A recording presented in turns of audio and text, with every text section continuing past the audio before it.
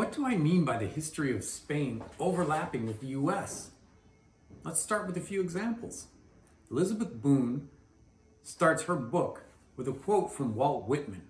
Quote, "We Americans have yet to really learn of our own antecedents and to sort them, to unify them. They will be found ampler than has been supposed and in widely different sources. Thus far expressed by New England writers and schoolmasters, we tacitly abandon ourselves to the notion that our United States have been fashioned from the British Islands only and essentially form a second England only, which is a very great mistake." End quote. When Walt Whitman wrote, he thought of the United States as the lower 48 states without Alaska, Hawaii, and the Pacific Islands of Guam and the Marshall Islands. Yet he knew that he was dealing with a very big country. He's saying that you can't reduce that big country to just English history.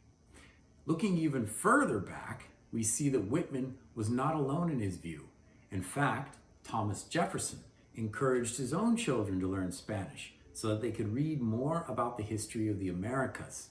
At the time Jefferson wrote, the most thorough histories of the Western Hemisphere were in Spanish, such as La Historia Natural y General de las Indias from 1535 by Gonzalo Fernando de Oviedo y Valdés, and José de Acosta's Historia Natural y Moral de las Indias from 1590.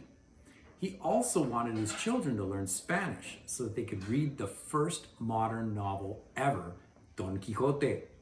Jefferson valued the Spanish language. He once wrote to his friend Peter Carr in 1788 that, quote, "The Spanish language and the English, covering nearly the whole face of America, they should be well known to every inhabitant who means to look beyond the limits of his farm." Yes, you heard Jefferson right. For him, there was one America, which included what we today call the US and what we today call Latin America. In fact, there are three key states, California, Texas, and Florida, that were important to the Spanish, then to Mexico, and then to the US. We need to remember that for all three of those states, there were times when it was not certain whether their future was to be part of the Spanish-speaking world or the English-speaking world. Maybe that's some of the tension that we're still dealing with in the news right now.